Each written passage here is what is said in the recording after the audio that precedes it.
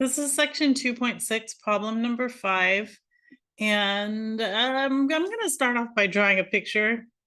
Um, so, like the first step for these problems is to identify your variables. And in order to do that, I'll draw a picture. So this says at noon, ship A. So this is it's reminding me of like problem number 8. These two vehicles that are moving. So it says at noon, ship A is 20 nautical miles due west of ship B. Ship A is sailing west at 16 knots, and ship B is sailing north at 20 knots. It gives a little note here that the knot is a speed of 1 nautical mile per hour. Okay, so it's basically like saying miles per hour, 20 miles per hour, but nautical mile per hour. Um, okay. And then it's asking how fast is the distance between the ships changing at 4 p.m. So I'm going to draw a picture, like just to indicate what this is talking about. Okay, so you have two ships. There's ship A and there's ship B. So, and it says ship A is 20 miles west of ship B. So, let's say that ship A is right here. Oops, no, sorry. That's not going to give me what I want. I want it to draw a dot. So let's say ship A is right here. And then ship B is over here. And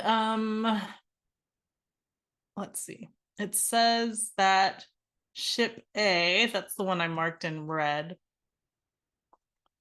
is sailing west. So it's west and it's sailing west. So it looks like ship A is going like this, sailing west. So because of the way that they labeled the ships, I'm just gonna call ship A's distance. I'm just gonna call it A. And then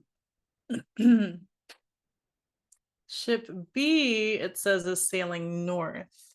So for ship B, I will have ship B going north like this. I guess, and ship B is going faster than ship A. Make it a little bit bigger. Okay. And let's just call ship B's distance B for B. Let's see. And then it says, how fast is the distance between the ships changing at 4 p.m.?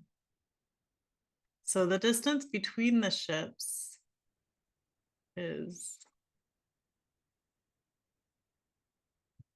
this right here. And let's just call that C.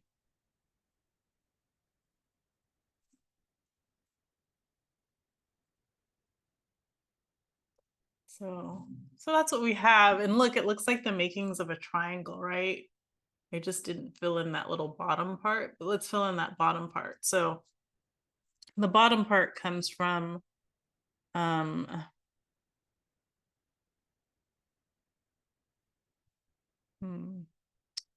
trying to pick a color. They were like kind of after the red, blue, and green, you kind of start to run out of colors, like colors that like show up. So black is a good color that shows up, right? So I'll use black.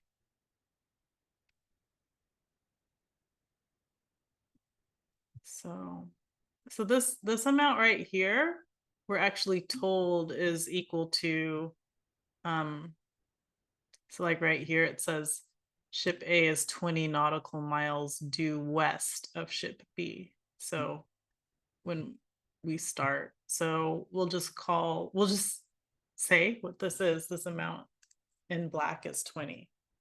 And there we have a right triangle. They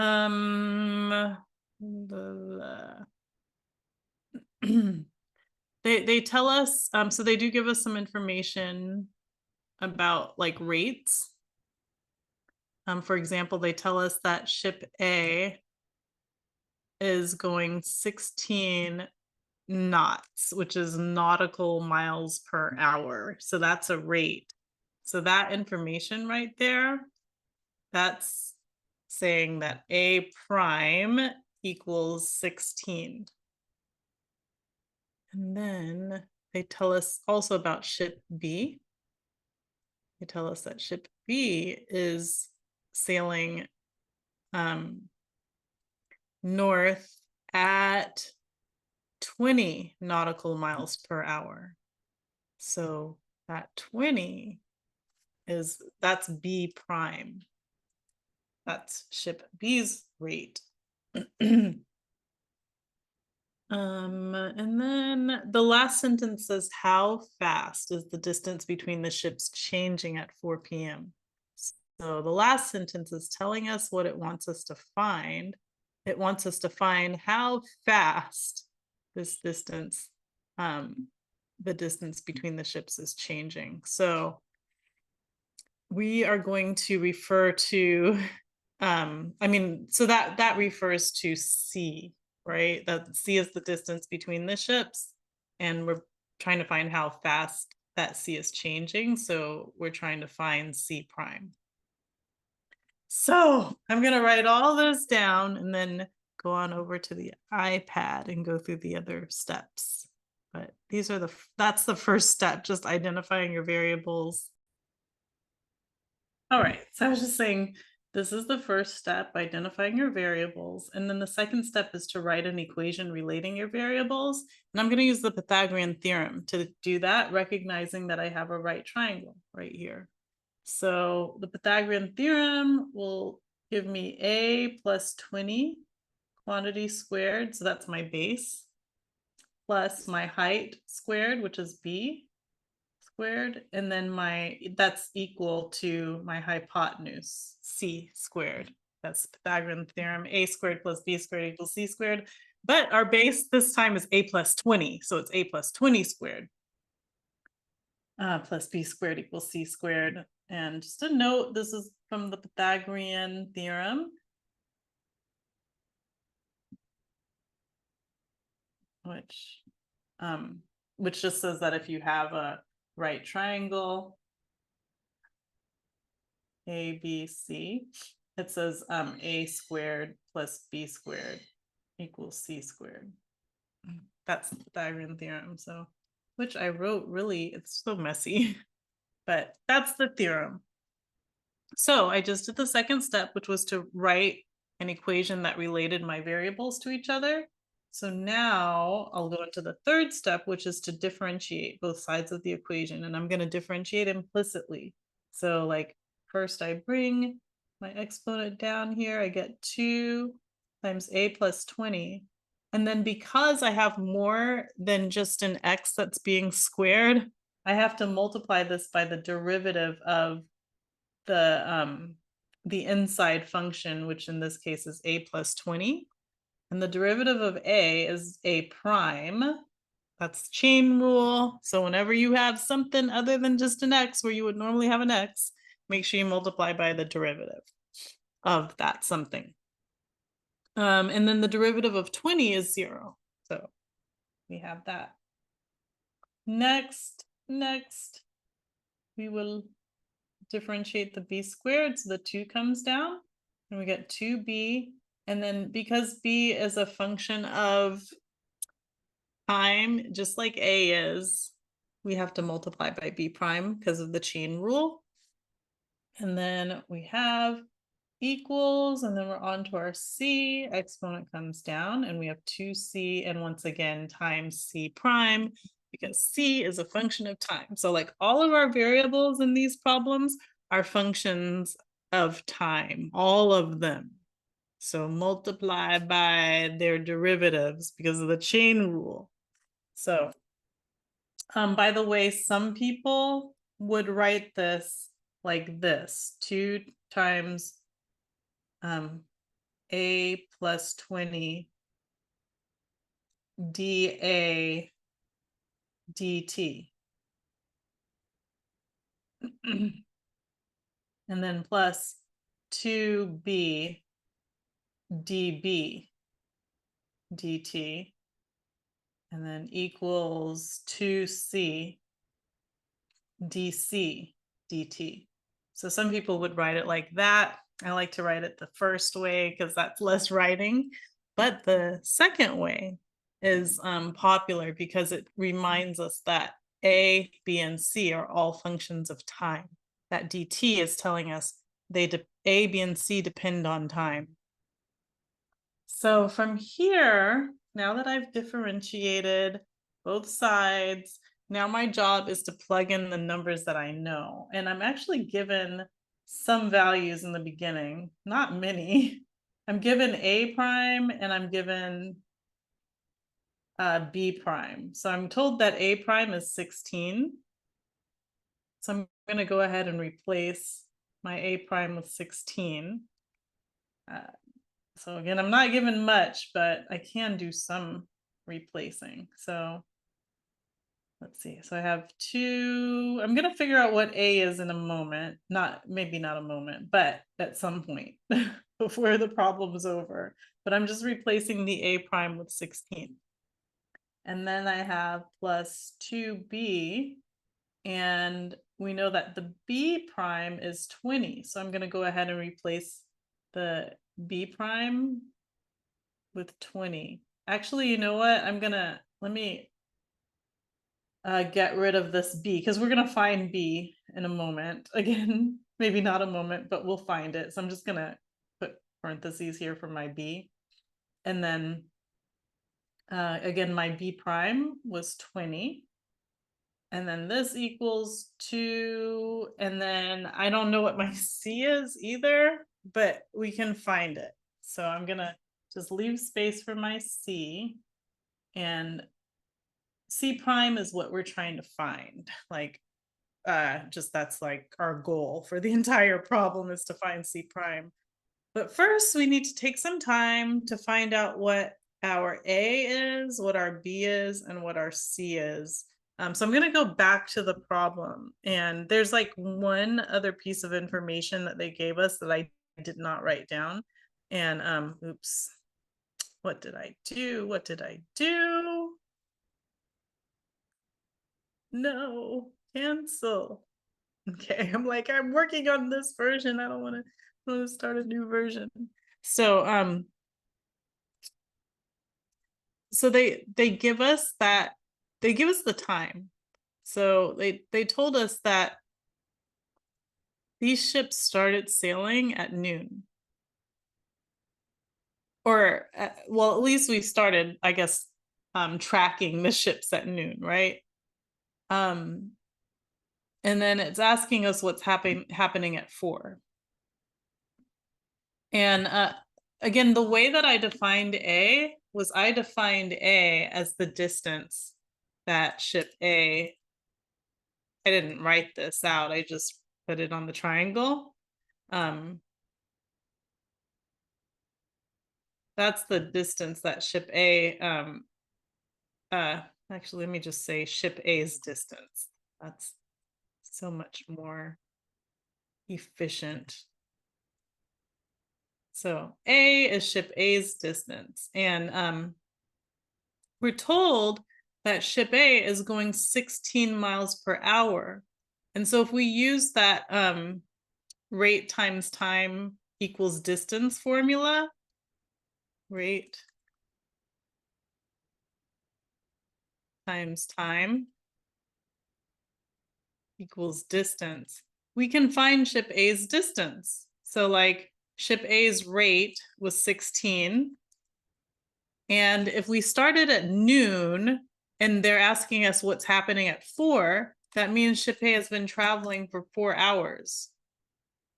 And the rate is 16 nautical miles per hour. So rate times time, 16 times 4 is 64.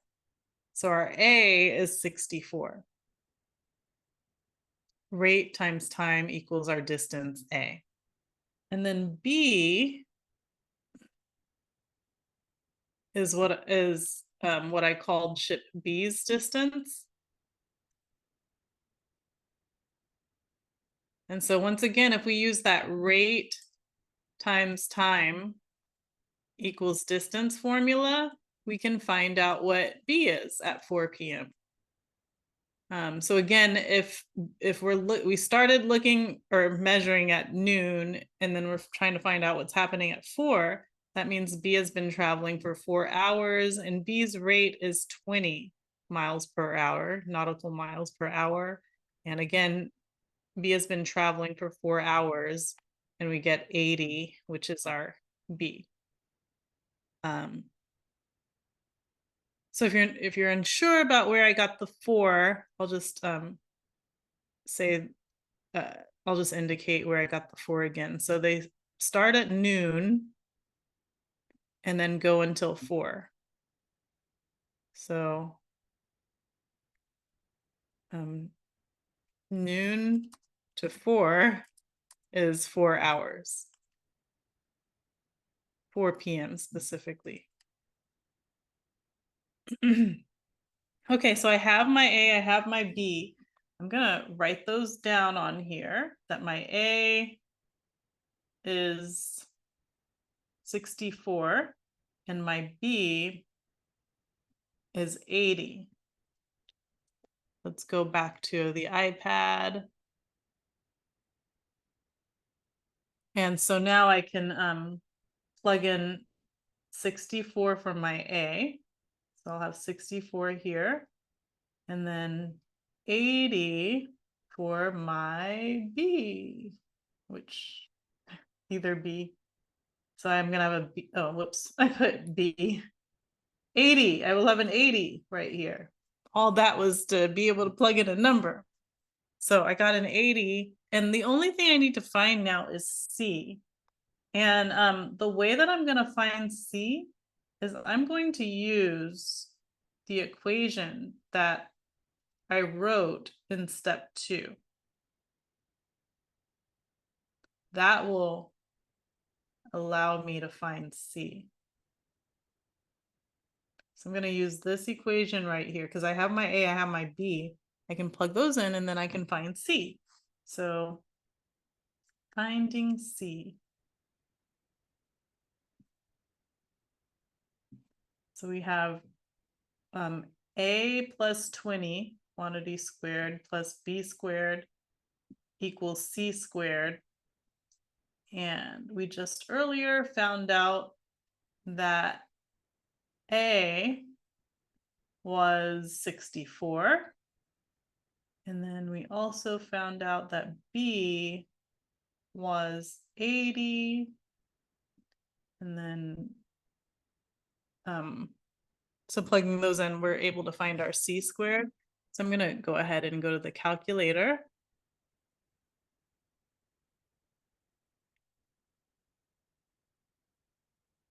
And let's see. So 64 plus 20, that's 84 squared plus 80 squared. And I get 13,456. That's my C squared. And then, so I just wrote that down. I doubt this is a nice number. Let's see if I take the square root of this. Oops.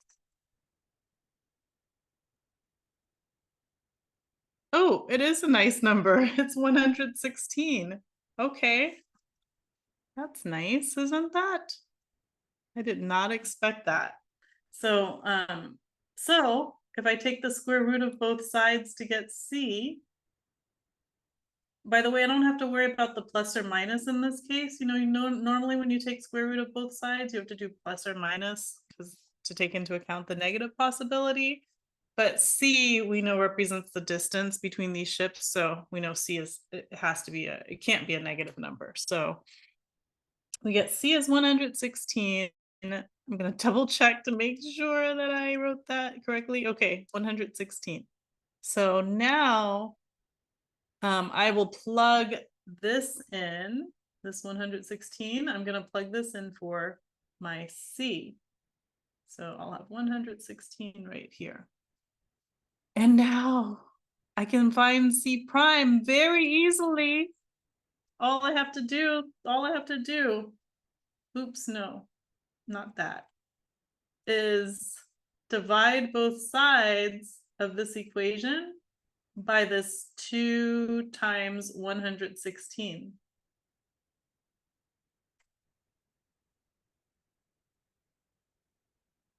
And so what happens is all this cancels on the right side. All I'm left with is C prime. And then I'm going to just enter all of this in the calculator, and that's going to be my answer. So let's go ahead and do that. 2 times 84 times 16 plus 2 times 80 times 20. And then this is all over 2 times 116. And I get this number, and I suppose this is my answer. Let's check. 25.3793.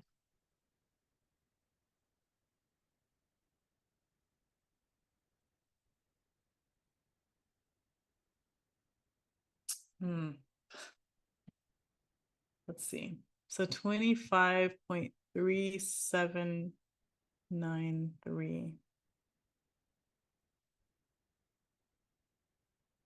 So C prime equals 25.3793. Let's see if that's right. Let's see. Fingers crossed. Fingers crossed.